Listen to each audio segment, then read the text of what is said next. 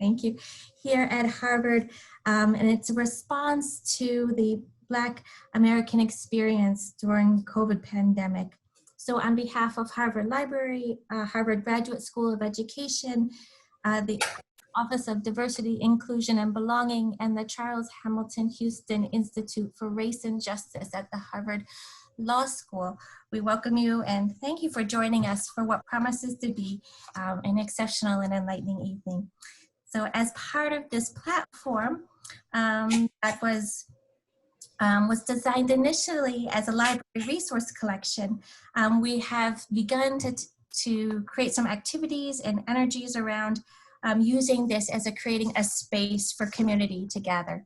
And so we're hoping tonight as part of that work to gather and to strategize and to discuss our anti-racist agendas going forward.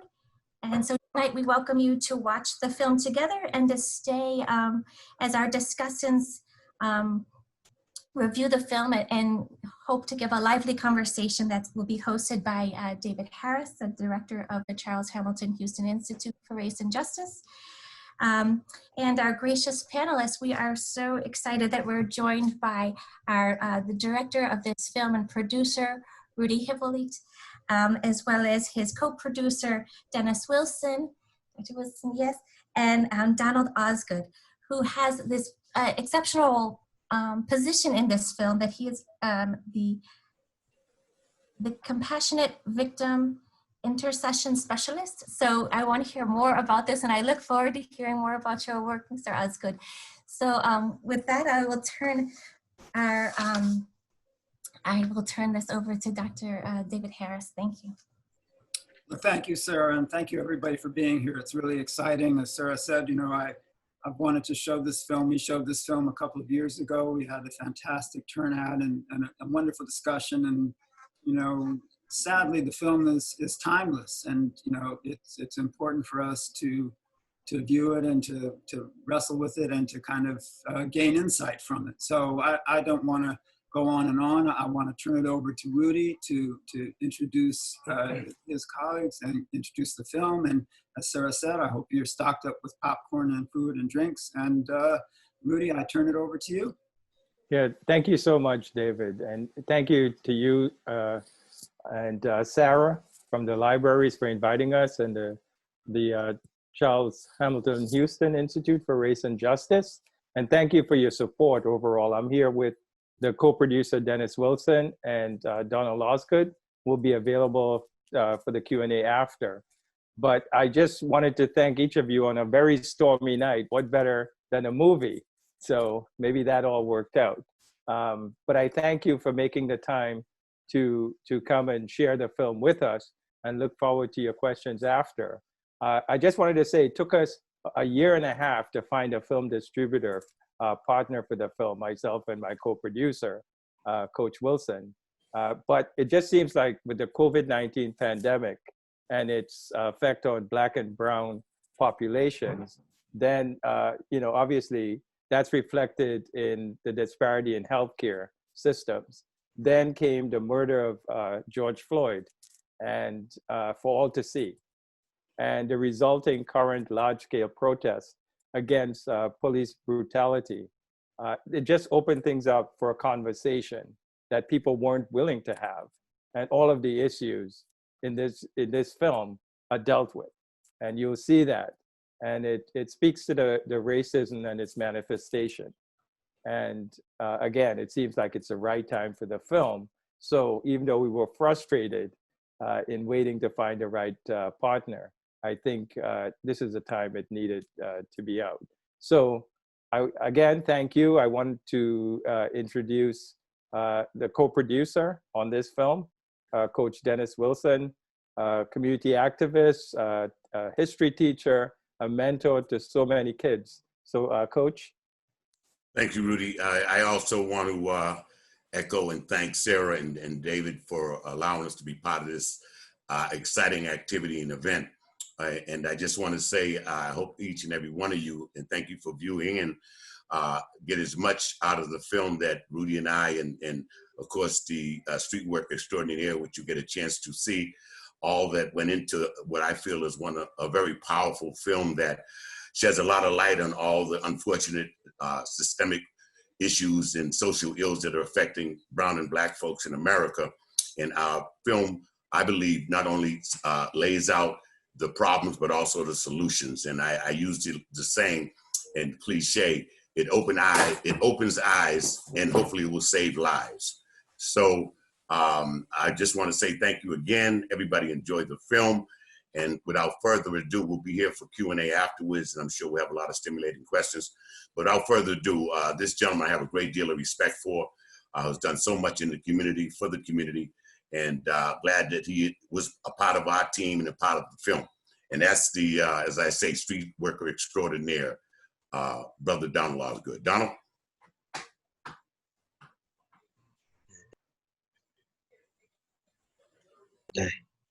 Thank you, Coach David. Sarah, thank you for, supporting this film, supporting the young men who actually are the real stars of the film. And, we just were grateful and also humbled to just be able to work with them because they're all amazing. Rudy and Coach said everything. We just hope that you enjoy this film, and at the end when we have, Q&A, ask anything.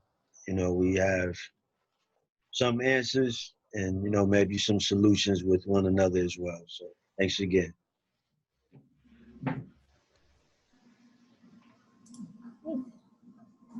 So with that, let me start the film.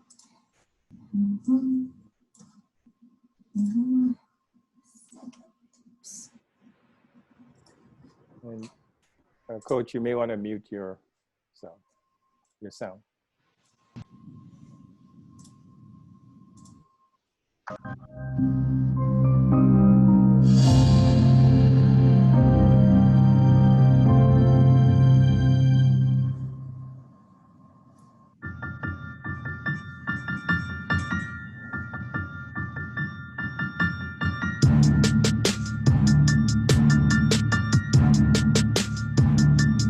This ain't normal. Bodies stacking high to the sky. This ain't normal. This ain't normal. Bullets flying by, you hear them cry. This ain't normal. This ain't normal.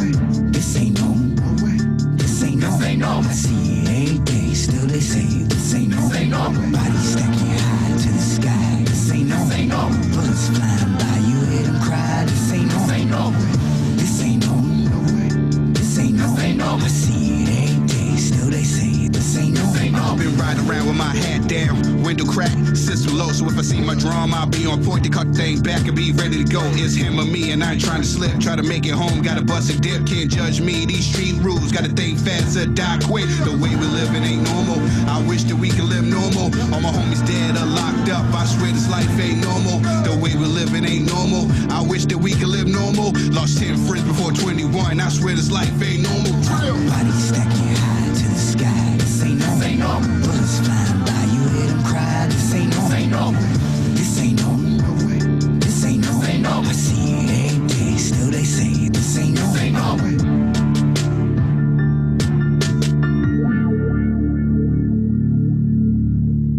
All right, ladies and gentlemen, you know what it is. It's 10 o'clock straight up. Touch 106.1 FM. You know how we hold down the city. We feed the streets, the home of the underdog. Nothing but great Boston / New England hip hop. I got conscience that talks to me. I try and listen what God say. The devil on my left, God on my right shoulder. God telling me. Boston is small, very small. So you got gangs on every street. Just in this area right here alone, and it's not that big, man. This block from Hancock to Geneva is probably 6 blocks, 7 blocks. And out of the 7 blocks on both sides, you probably got a total of at least 11 gangs. There's a gang right here, there's a gang next to this street, and then there's a gang next to that street, then there's a gang behind that street, and then there's 2 more gangs on this side. So just this area alone, there's about 6 or 7 gangs. And that's a 3-block radius, 4-block radius. Boston is a 5-mile radius. You have at least 6 boroughs. You have Mattapan, Dorchester, Roxbury, South End, Hyde Park. In Mattapan, you may have up to 20 gangs. In Roxbury, you might have 20, 30 gangs. Dorchester, you may have 30. South End, you may have at least 10. Overall, there's games being formed every day. Warren Gardens, St. Joseph's, Norfolk, H Block, Castlegate, Interville, Brunswick, Fayston, The Villa, Franklin Field, Franklin Hill, Lenox, Mass Ave, Draper Street, Hendry Street, Barry Street, Lucerne. I don't have an exact count, but I would say probably over 100.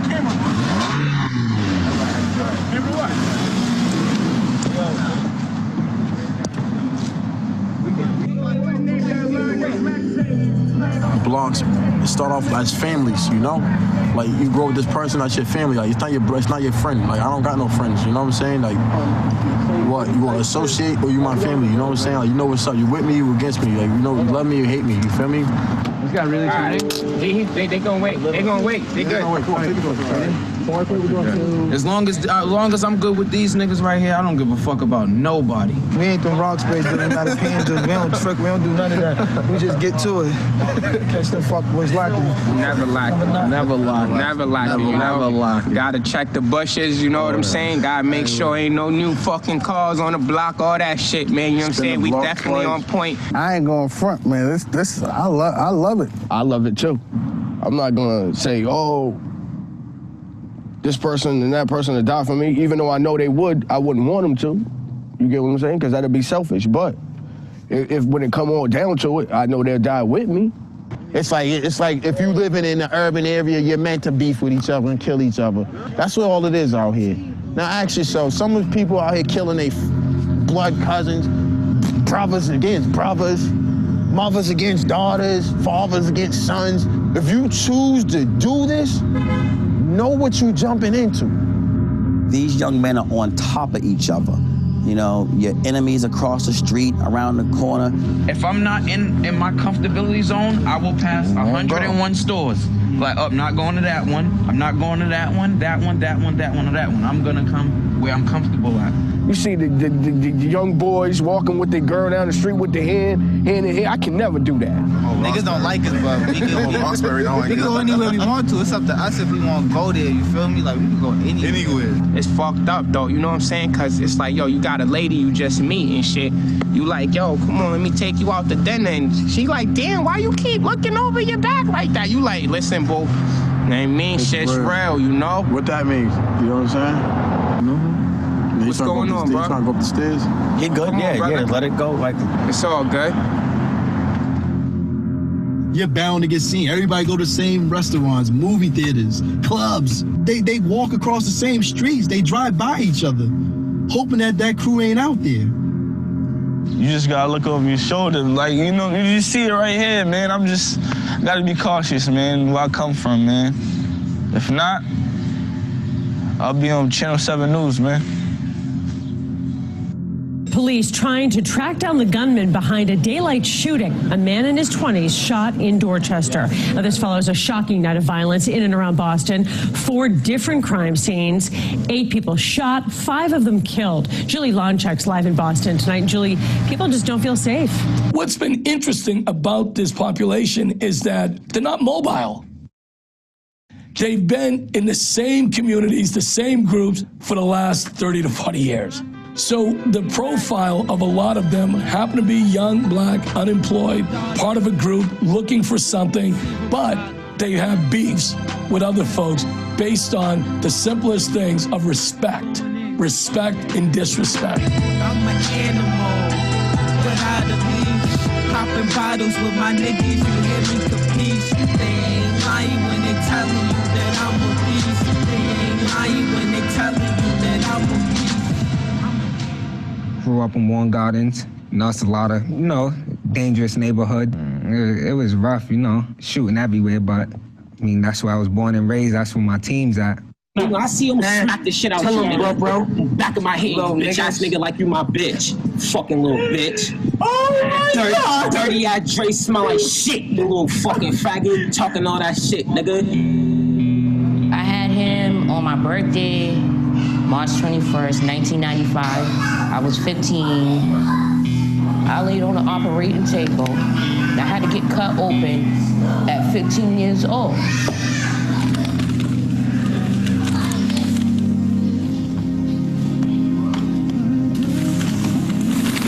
Which one of y'all want to eat and don't?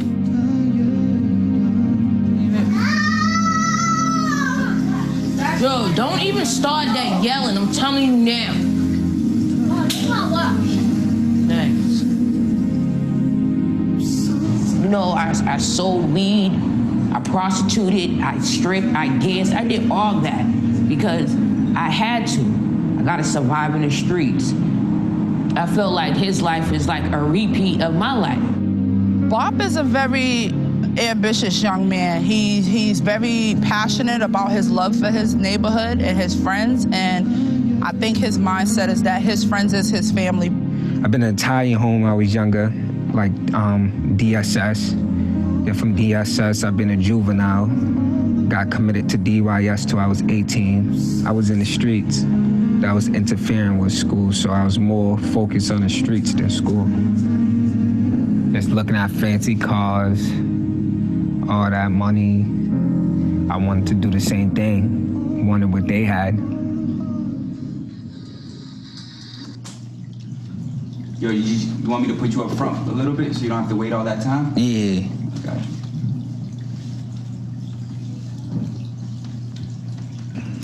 Moved out of the hood when I was 15, moved with my mom. During that time, 14, 15, that's when I started rapping. Stay strapped with them 30s, we with this shit, with this shit, with this shit, with this shit. My niggas be riding, we with this shit, with this shit, with this shit, with this shit.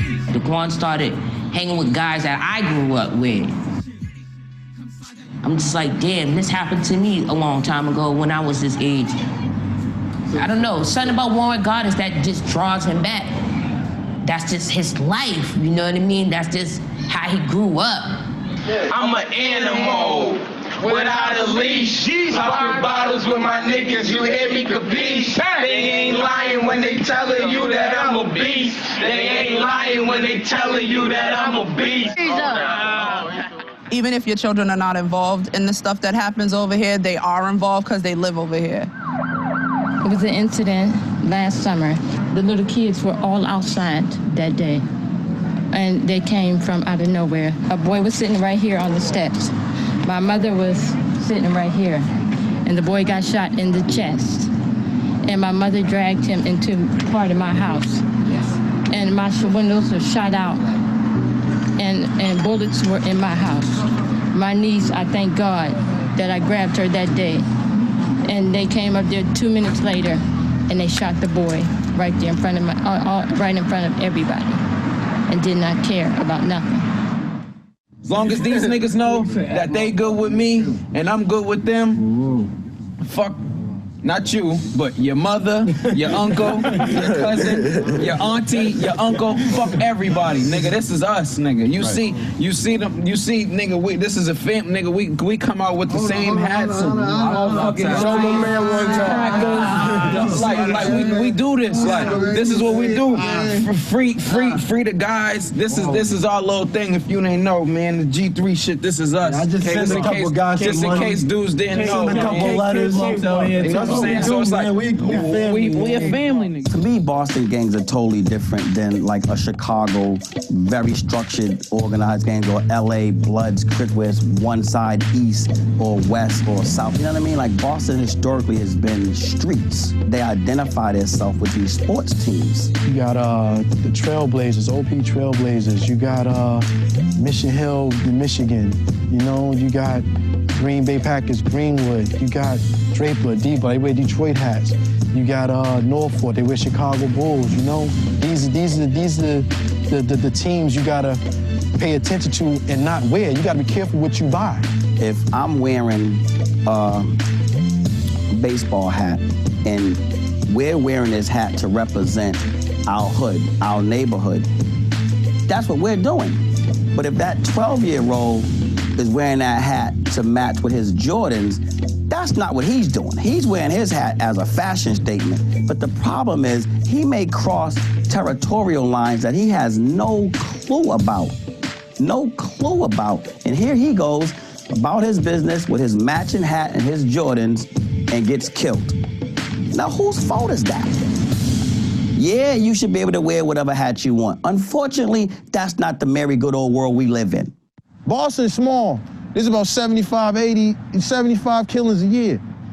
That's just Boston. Yeah, I know. That might not seem like a lot to other cities, like, you know, Chicago. We could look at Chicago. 500 men die a year. A year. That's in Chicago. Tennessee, Memphis, Tennessee. 188 bodies a year. New Orleans, Louisiana, New Orleans, 257 bodies a year, and they're not even talking about the ones they can't even find when you dump them in with the crocodiles and alligators.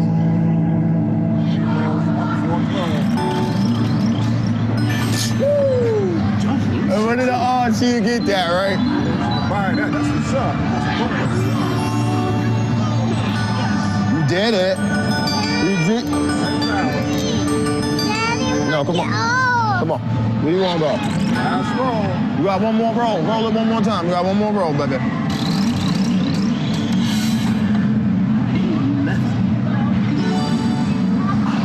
Come on, boo. I'm a hell of a father, I believe, but at the same time, I'm a piece of shit of a father. And now I'm gonna keep it real with you, and this is just honest to God truth.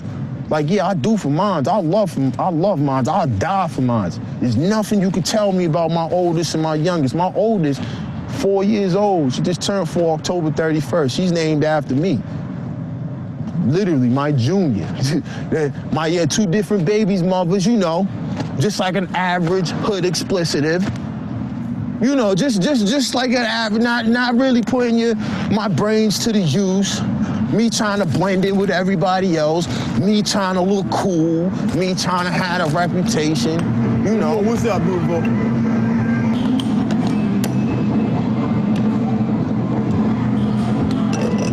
You scored? Yeah. Oh, so you beating me? Huh? These younger gentlemen, they're not really bad people. They're not animals that they're portrayed, you know, in the newspaper or on the news. It's hard for them to really grasp the concept of love because they wasn't getting the love from maybe a father, as in Jordan's case, or, you know, a mother, because a lot of guys now, you know, their mom's not involved in their life. So it's hard for these guys to express love when all they know is the BS. The dynamics can change when it comes to just like one person, but you gotta think about it. When Grimes was home.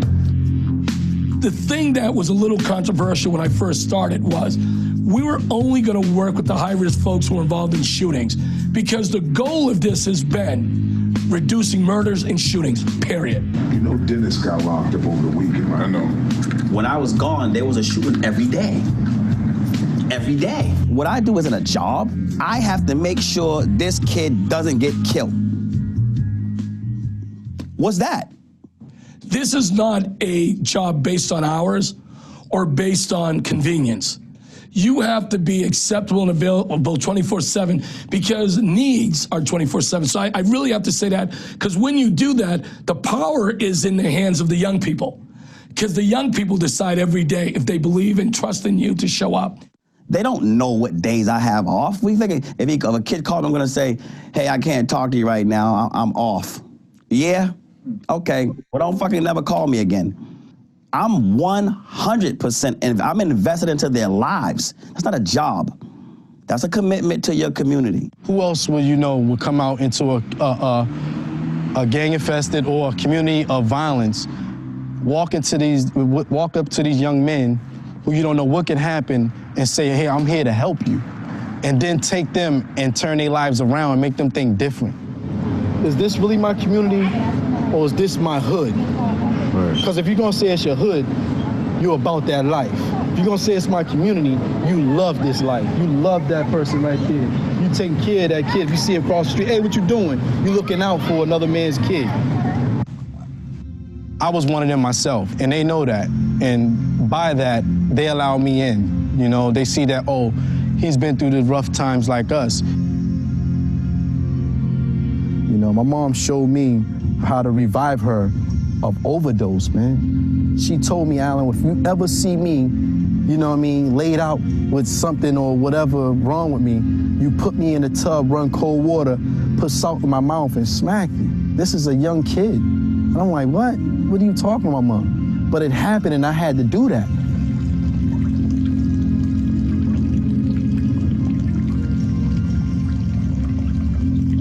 You have history in these streets, and these young cats know that. And these young cats, a lot of them respect it. So you just couldn't get a random dude to come and talk to some gang member on the corner, because they're just gonna look at him like he got 8 heads or something.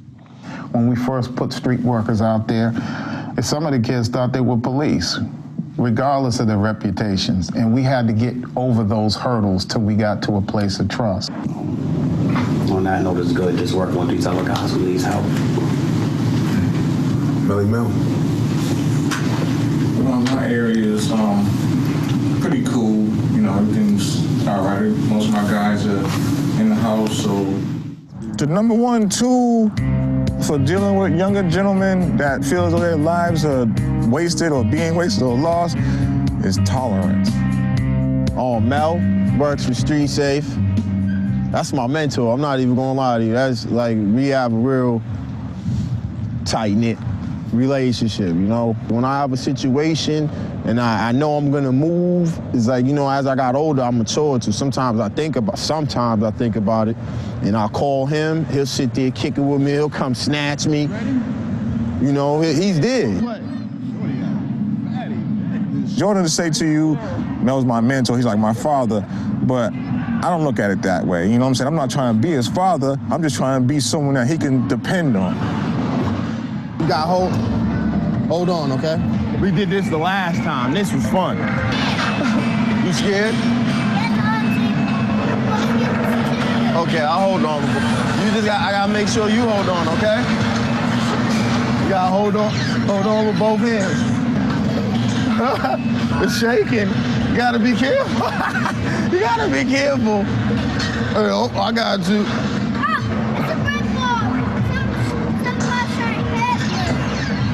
You'll be okay. I'm going to court for my mother now. I'm telling y'all now, my mother's, I'll say it on national TV, I don't care. My mother's a crackhead. She got 5 sons. I'm the middle child. If she knows her son, if we out here doing what we do, if we don't give her some, we don't give her no money.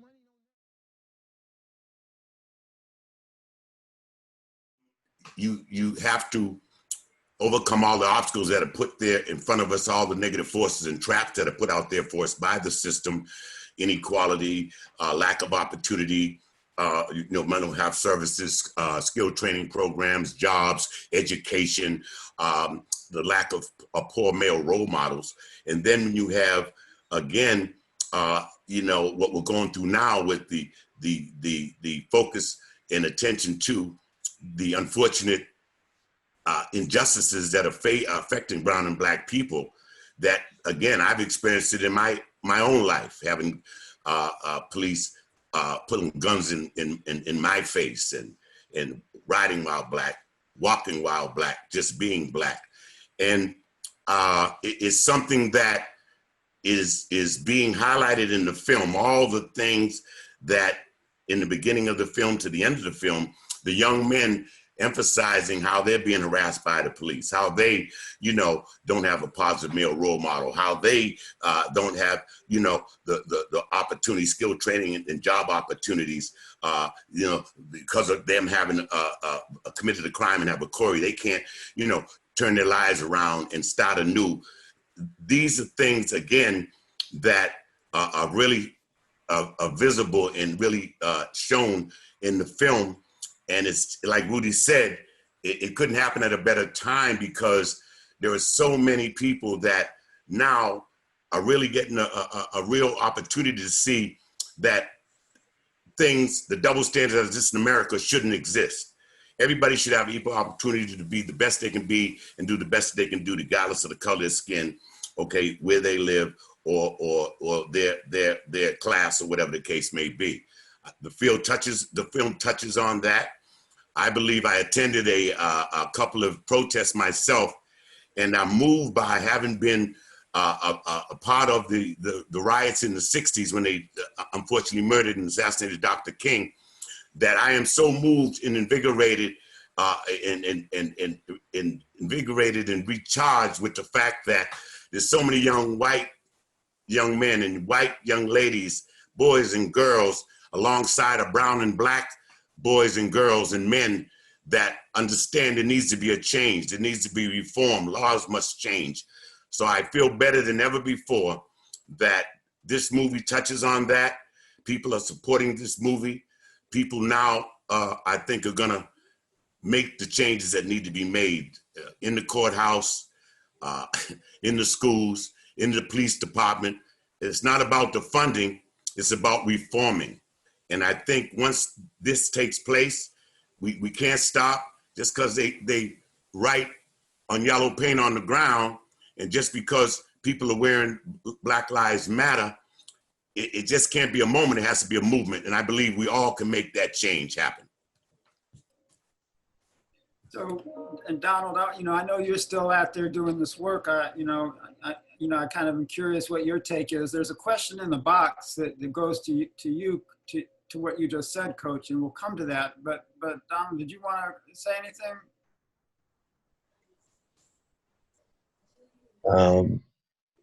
First, I just want to, if we could have a quick moment of silence. One of the young brothers in that film was killed back in June, D'Angelo Towden, and he had made a major shift in his life, and he was actually on his way out, to take that. So, that was pretty hard for all of us, but definitely just want to have a moment of silence for him.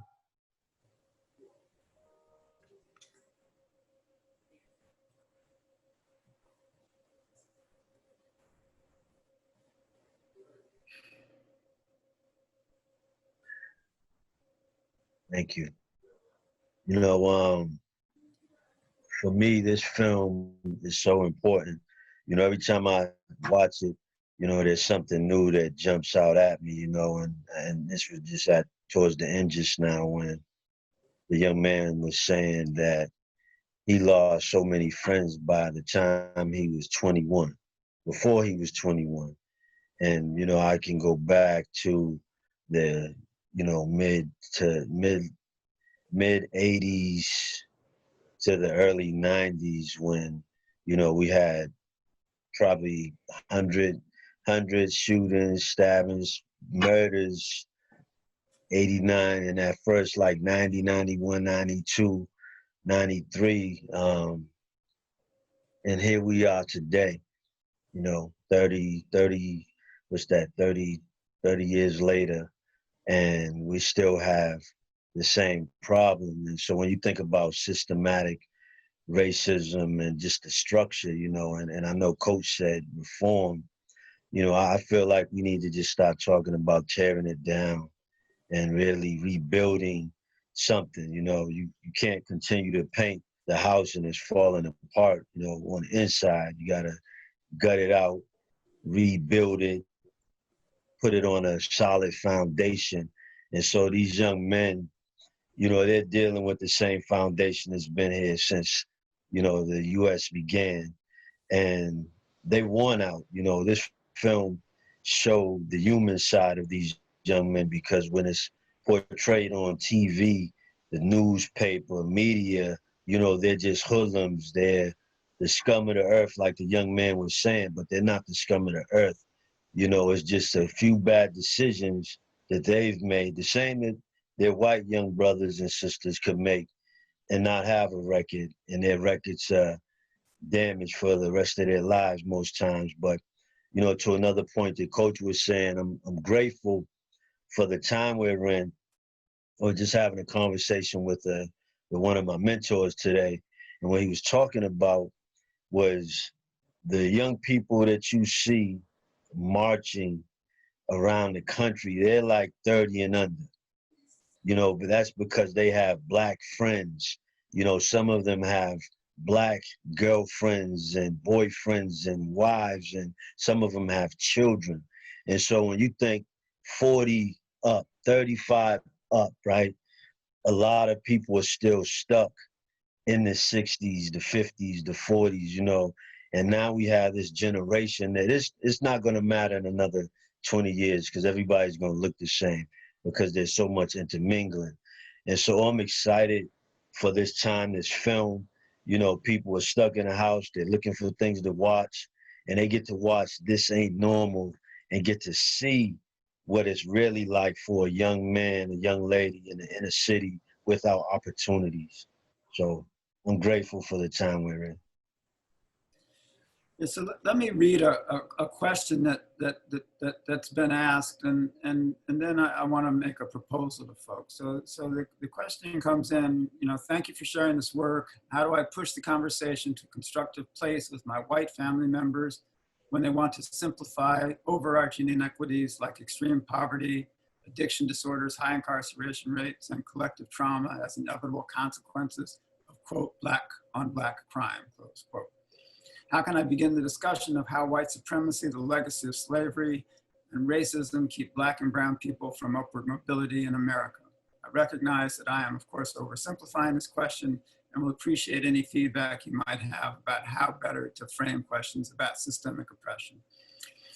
You know, I wanted to take a stab. I want us all to kind of think about this, but you know, one thing that occurs to me, to tell you the truth, is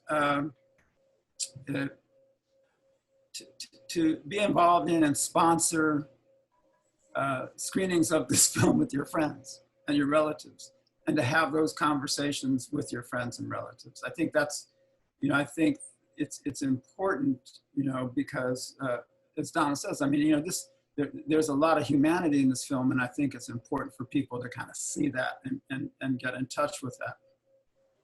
You know, I also think there are ways that people can be engaged by listening to who the folks on the street are, what folks are saying. I mean, and I think, for example, it's very clear that you know, in Massachusetts, we just had some so-called police reform legislation pushed through the legislature, and it's not clear how much it really addresses what people on the street are asking for.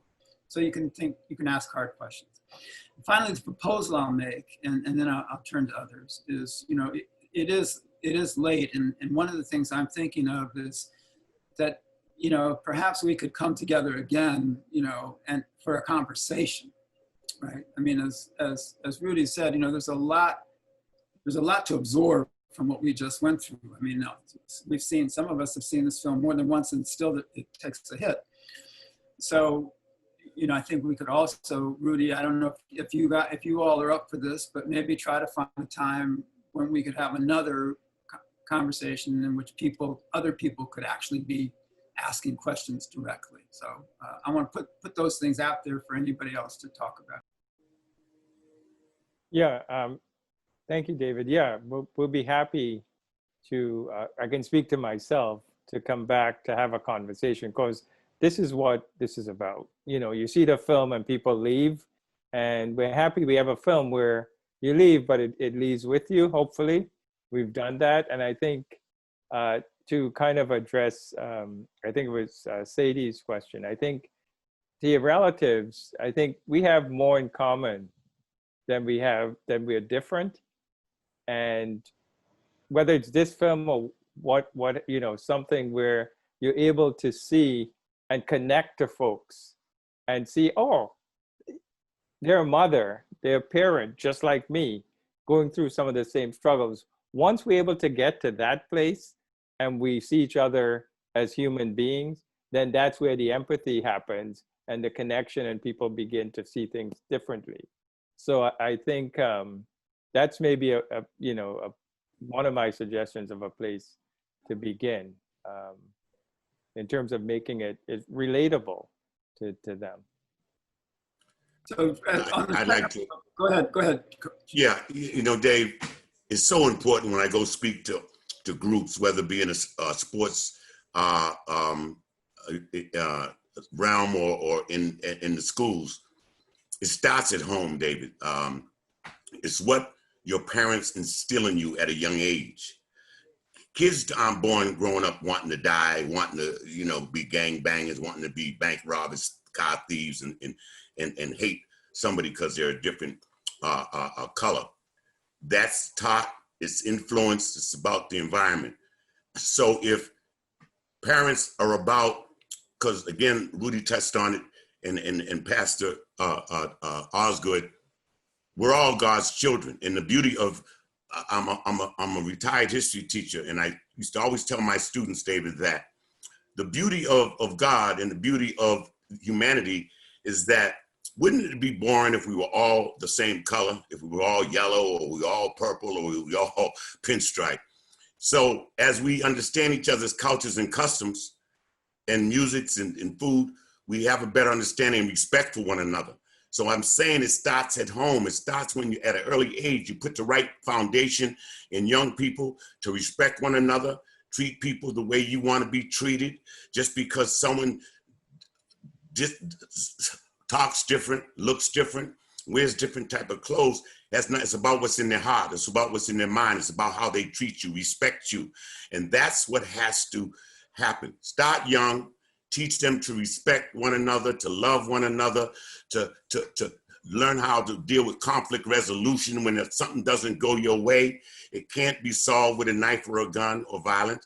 It needs to be solved by what? Sitting down and discussing and coming to common ground. And that's what's going to turn this slide around. Like I said earlier, and I'm sorry to be long-winded, but I am so inspired when I saw these young white kids and old white men and women beside us, in front of us, behind us, yelling Black Lives Matter, and they are in the struggle with us. And that's what we need, us all to come together against the evil forces that exist in the White House now, and again, in the courthouses, in the police stations. We got to get the cancer out. And once we get the cancer out, America is going to be a beautiful place. So Malik, I'd love to hear a little bit from you too. I mean, the music is so powerful, and it's a message. It's a way of communicating itself. And I'm just curious if you have any thoughts on any of these questions and that you could share with us about the music and its role. You're muted. Oops, sorry about that. I did hear you. I guess I was conflicted working on the film just because of the nature of the footage. I wasn't there when they shot the film. So, you know, kind of seeing it after the fact and absorbing, and then mentally thinking about what I would potentially write to this visual was nothing like I thought it was going to be. So after I saw the film, it was pretty daunting, pretty depressing, you know, a lot of the subject nature. So I grew up in Dorchester, Roxbury myself.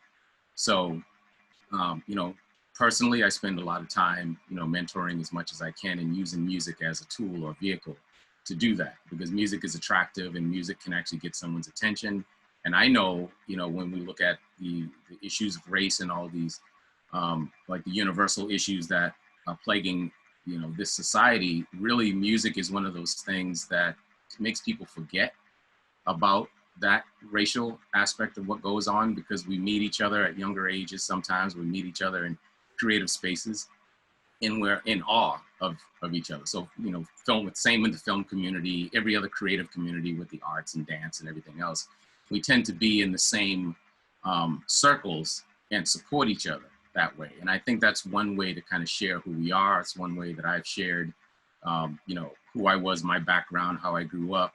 And also the fundamental behind what we're dealing with isn't about black and white. It's really between, you know, wrong and right, you know? And I think once people get that, and I was at, you know, protests myself in Boston, and looking around, and if you listen to what the media is portraying about what goes on, it's like this angry crowd, you know?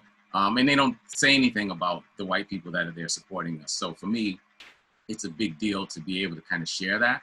It's a big deal to let people know how important that is to us, to have those, you know, allies out there. And I think we just have to do more of it. And just like the question that kind of came through, you know, being able to share these stories from a very human standpoint is really what we need to do, you know. And once somebody gets to know you, they work with you, they build a relationship, you know, they fall in love, you have children, families together, you know, it's like being at a wedding somewhere where everyone's getting along, you know, because everyone's there to celebrate that one cause. And that's what we need to do just by sharing, because once we get to know each other, then all of a sudden all the walls are down, and then people have to think, why don't I like this person? Why didn't I like this person? And that goes with, you know, black, white, young, old, other, you know, like any backgrounds that we could all come from. But, you know, myself being a creative person in the music aspect of it, I really try to push the music along. Even within this film, the nature of the music or the diversity of the music played a big part of what I wanted to do emotionally, to kind of have it come across and be inclusive with the people that were involved with creating, like some of the other music contributors, being very open and diverse with that, to kind of really share the story and share the filmmakers and where we all come from and that human experience. Thank you, thank you. So listen, you know, I would like to propose that we try to, I think if we can send out, you know, we have the emails for all the attendees, you know, maybe we'll send out an email asking how many people would be interested in regathering to discuss the film. We can do that. The other concrete thing I think that I said is, I think we have the film is available for viewing, right, on several different platforms. I think, you know, Rudy's website is in the chat. We have a slide that can help us, can show you some of the places where you can get the film. I do encourage people to get the word out. I think the film is so important, and as people see it, I think it will help those who are trying to figure out what to do, because you'll respond emotionally. And I promised, you know, I also want to give a shout to one of Rudy's other films, right, Coach? You know, there's another film I try to look at called Push, Madison v. Madison, which is, again, it's, I mean, these films give you a sense of the reality and the humanity that is so often masked from us. And I think I would encourage people to find that film as well.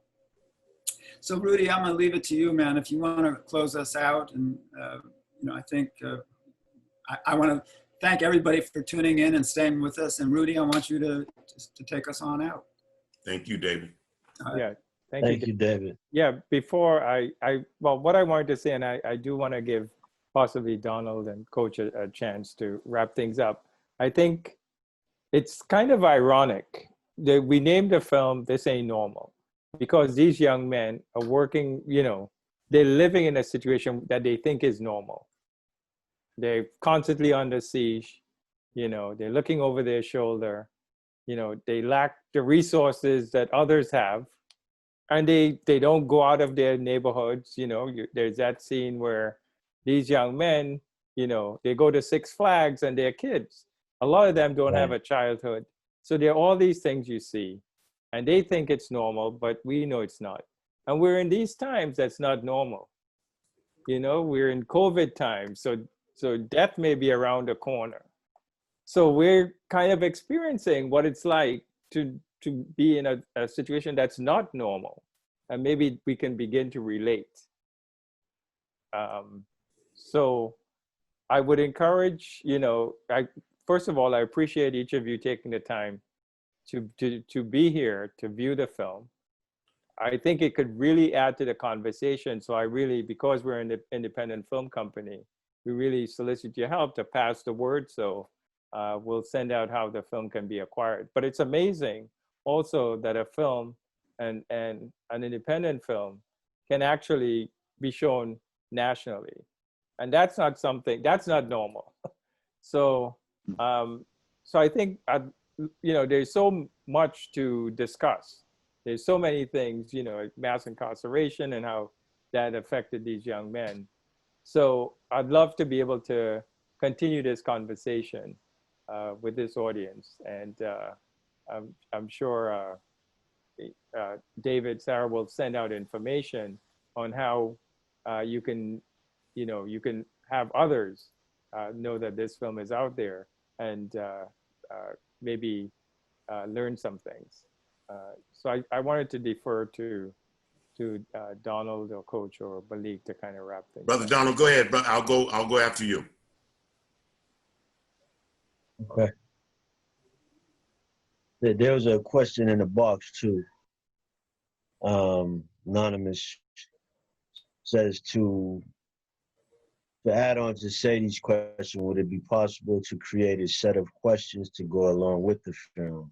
This could help guide conversation between family members and groups of friends and make sure that the key message isn't lost. I think you got to work on that, Rudy. I think We got to work on that. right? We can work on that. I Sure. think it's a great idea. So that you know, I think Yeah, it's a great we've had requests about building a curriculum, but again, because we're such a small team, unless we can, and this is such a collaborative effort, Right. unless we can bring others in, you know, it's, you know, sometimes it's a little challenging, but I thank you for that, and we'll certainly keep that in mind. I think this university has some resources that it can devote to helping do that, and I would encourage us to do so. So it's a great question. So go ahead now, Don. That's awesome. So I think you know, I just want to say thanks again first for Dave, Sarah having us, and for all who stayed through. Looks like most people actually stayed, which is awesome. You know, I would say, you know, get involved. You know, just get involved, find out where you fit in, you know, what your niche is. Something that I've been telling like a lot of my white colleagues, you know, in Christianity and in the secular world, right, is that, you know, we want to move past just screaming out the Black Lives Matter, but we want to just jump in as well and be willing to, you know, lose your life or your job to support the real cause, because once this blows over, you know, and if we haven't made any groundwork, you know, we'll still be seeing these young men, like even with COVID-19 going on right now, we still are having 3 to 4 homicides a week. Very heart-wrenching, heartbreaking, you know, and what that is there'll be, if we don't wrap around this right now, 20 years from today, we'll be having a This Ain't Normal 2 with the young kids who are 5, 2, and 6 right now. So, you know, I'd encourage you to donate to organizations that are doing the real work. I would encourage you to hold family members who work in government, local, civic, encourage them to do the right things, because, you know, that's really what's holding us back, you know, as a nation. You know, if we're holding one group back, we're holding everybody back, because we're all important. And when you see those young people on the streets, smile, say how you doing, because that's really gonna help make a difference in their lives. Sometimes it's something simple, and I'll share this and then I'm done. So my mentor, when I met him, I was probably 16, and I didn't know him. We just used to play ball together, but over the years, you know, we got close. And so he told me this today. I didn't know this part, so I'm just want to share, just getting some new information. But he's a musician and a business owner, and he told me he was in Bangkok praying for me because he was afraid that he was going to get a call in Bangkok that I had been shot or murdered, you know, and I was these young men that we just watched. And that man believed in me enough to be praying for me in a whole nother country. I had no idea that this was happening. And this is the result of his prayers in my life. So smile, reach out to those young people in your neighborhood, or maybe your children's friends, but they just need love. And that's my closeout. Thank you. As always, very well put. I again want to just thank Sarah and Dave for allowing this platform, because Rudy and I, when we first started doing documentaries, one of the key things, and thank you, David, for the compliment and props on Push, which again, Rudy and I never knew it was going to be as successful as it was, especially as ugly as I am. But, you know, ugly people can make change too. So, But on a serious note, you know, there's so many of your viewers, David and Sarah, that don't think that they can make a difference, that they can't contribute to this unfortunate, shall I say, craziness that we're a part of. But they can, and I say that you don't have to be on TV, you don't have to be a big movie star, entertainer, rapper, okay, or a rich person.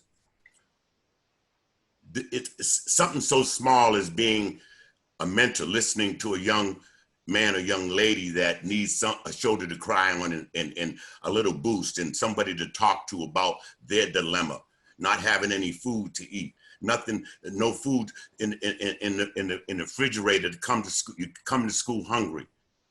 That being turned down job after job after job, wondering, am I ever going to get a job, or should I result in doing crime?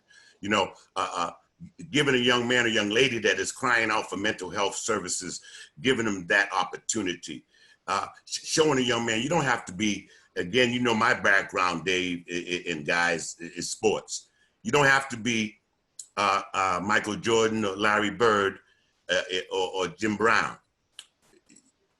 Whether it be a filmmaker, an extraordinary, amazing filmmaker like Rudy, or again, whatever your niche is, God has given them all. You saw them young men, they were so talented, so gifted, so blessed, but yet there's a faction of society that just looks at every black person or brown person with a hood that they're a gangbanger, they're a thug, a criminal. I wear hoods, especially when it's cold and rainy, okay?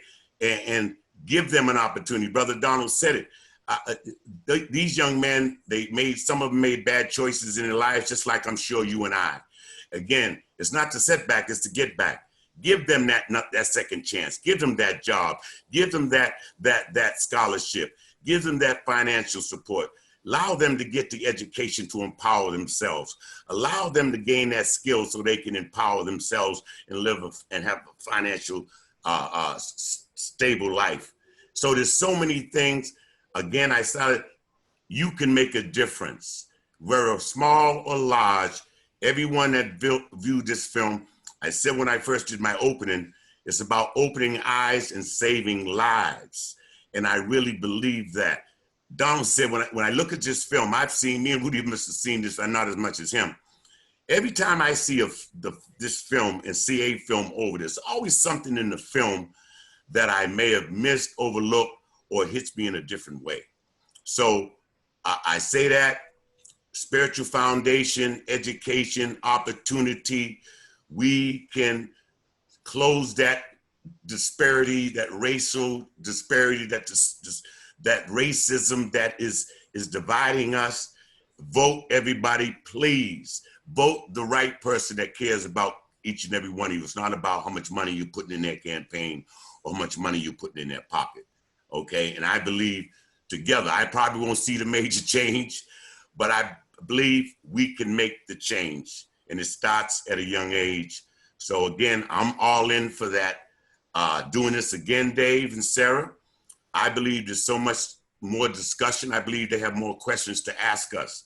I know Brother Donald and Malik, we may have another music director, producer out there that wants to pick his brain. Another educator or teacher, another carpenter, electrician, or coder. So thank you again for the opportunity. I can't wait to do this again. Let's all come together and make the change. Yeah. This ain't normal. Thank you, Coach. And what I would suggest is we do it as a Zoom meeting so we can see everybody's faces. Because this is very, it's different. No, it's very detached. No, that's what I was thinking, so that we can have definitely real change among ourselves, and So, all right. So with that, Sarah, do you want to take us out? No. Oh, thank you. Thank you. It's an honor to take you out, and thank you. And I look forward to the next conversations. And this is exactly the platform that we're trying to promote at Harvard, to use our space and our potential here to extend our community. And thank you, Rudy, for all of you, for such a humanizing portrait. I think I fell in love with all of those guys. I was rooting for them at the end, and you really accomplished in my heart what you set out to do. So thank you. Thank you. And to being in touch, right? And we'll this is just the beginning. Thank you. All right. you. Good night, everyone. Thank you all. Thank you. Take care. Thank Have you, a good day. everyone. Have a I'll good night. hang out and just let the comments come through. Yeah.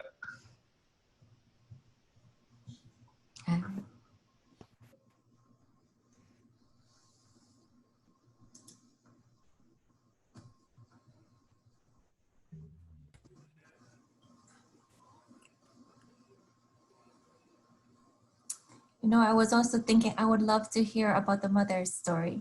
You know, and it's such a story about masculinity and the men of the streets, but there was such also this beautiful aspect of the women in their lives. So the mothers, I thought, and that you dedicated it to your mother. Right. Yeah, certainly. A whole portion of All mothers, right? Yeah. Which is why we each are here.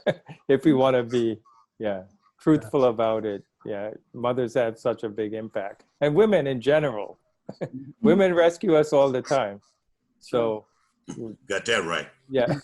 You know, the other question that was in there that we didn't get to and everybody wants to know is, you know, right, this was funded by the Boston Foundation or whatever, you know, kind of who's doing this now? People are asking that in the chat, you know, who's supporting this work now? Unfortunately, David, nobody.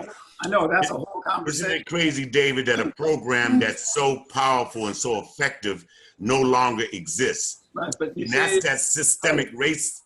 I'm sorry. Coach, this is the thing. So this is the thing. There's a whole lot of money flooding in to try to do good now. And the fact of the matter is, and Donald, you know this, right? I mean, there are certainly places that could use that money, use it well, and be, you know, kind of be in touch with young people today. This isn't, it doesn't have to be a thing of the past, right? There are folks doing this work, right? Now. Right. Yeah, no, Donald can speak to that. Yeah. And one thing to note is on our Creative Buzz website, we have community resources, organizations that's doing this work. But Donald is certainly, you know, right in the middle. Well, what I would say, like, so what happened with Street Safe when it closed, a bunch of us went over to the city street worker program. And I know that the street worker program just revamped. So it's actually closely modeling what the street worker program at Street Safe was. So, you know, one of the major things that we had was street worker and then also a resource coordinator person who, so we would make the relationships, we make that connection with our partners within the organization, and they would help them get through school, find jobs, things like that. So the city of Boston just switched over, and they now I don't know what the acronym is off the top of my head, but it's called SOAR now. So they are making a push, and they actually just launched officially 2 weeks ago. So you're not going to give this plug, but there's also Louis D. Brown. You know, there Dropped it in the chat. Yes. Yeah. So it's in the chat. You know, there are places that can use the support, both financial and volunteering. You know, and I think for all those out there, you know, who want to get involved, there's a lot of room. There's a lot of room. And I'm thinking we had a book club last night. It was 160 librarians attended, and every single one of them, the question was, we're done examining ourselves. Am I a racist? Am I not a racist? We want to just do action, you know. And so thank you. What's the action, you know? And so if you can give us a purpose, I think we need leadership to tell us where to go. Some degree, but I mean, I got 160 librarians at this. Right. Yeah. These are the leaders here. It's not. Yeah, that's what I'm hearing. Like, you know, it's like if Donald says, join me, I think I could pull together these women. Yeah, no, that would be terrific. As Coach said, there's many ways we can help. You know, some of it is funding, some of it is volunteering, these organizations. So I'm sure there's a big need, and there's some organizations doing the work better than others, but definitely there's some that are very effective, and they lack funding, or they lack enough enough volunteers to help with this work. It's difficult work. And the trick is, I mean, I think, you know, from our perspective, it has to do with understanding what's effective, right? It's not necessarily the stuff that major philanthropies judge through formal evaluation. It's what people in the community think is helping. It's what, you know, and that's the measure and that's the gauge. Yeah. And we need to make sure that people are aware of those organizations. I think right now too, what we're struggling with all the organizations, you know, when we get a family that comes through the Peace Institute, you know, they just lost a loved one to homicide, but now they need to move, right? And then there's no housing. And then if they do get a move, if they're on a particular, you know, BHA or something like that, they get a move from the frying pan into the fire, right? And so now we just put them in a worse situation. So even if anybody, you know, has a connection with housing and things like that, just about every single organization in the city of Boston, that's what we're all looking for. And, you know, I might call this place and that place might call us back to see if we found a spot for someone. So I think, you know, having those types of resources as well. You know, I'm thinking turning these abandoned buildings into housing for, you know, the homeless people that are out there. You know, we just had 2 homicides on Methadone Mile, you know. So it's a lot, but there's a lot of things that can be done. And I think to your point, Dave, you know, allocating the money and maybe even using a different system of evaluation because the same system's not working, you know. You're expecting something different using the same measuring stick. If it's 6 feet, it's gonna stay 6 feet. That's right. But see, what I attribute that to also, Brother Donald, when you have the same folks in power, empowering the same people who that don't and aren't accountable, all they do, right, go along to get along. It's not about, you know, doing the right thing. It's not about, you know, stepping up, standing up, and putting the right people in place, because if you put the right people in place, the right people are going to do the right thing. And sometimes we all know, we've probably been victims of it, the most qualified folks and the most effective folks don't get the job and aren't in the position that can invoke change. So we have to, like I said earlier, we got to change, you know. Unfortunately, some judges are in there for life, and that's why, you know, the evil forces in the White House put his 200th judge in. But we can change and get the right fair judges in there, and get the right prosecutors, and get the right DAs, and get the right police chiefs, and get to and knock down that blue wall of silence thing, and get folks to where they really truly care. They know the landscape. They know the people, they know what can really evoke change and positive change, then there will be positive change. But if you got the folks, they call them, you know, the team players, you know, I didn't get jobs because I wasn't a team player. You know, even though I was more qualified than and more effective than who they hired. But it's sad, man, that whole institutional bureaucracy of give the person that we know is less threatening is going to go along to get along, rather than the person like Donald or David or Sarah or Rudy that can really make change and bring things together. So there you go. You got it. All right. I tell you what, I'm out of here, people. I'm gonna go eat some. All right. Okay. Thank you so much. Thank you. And we'll wait to hear from me, Dave. Okay. Thanks, everyone. I love you. Yeah. Hey, thank you. Love you too, brother. Yeah, thanks. same here. Hey, guys, I'll see you in the hood. That's it. All right. Thank you. Have a good evening. Good night.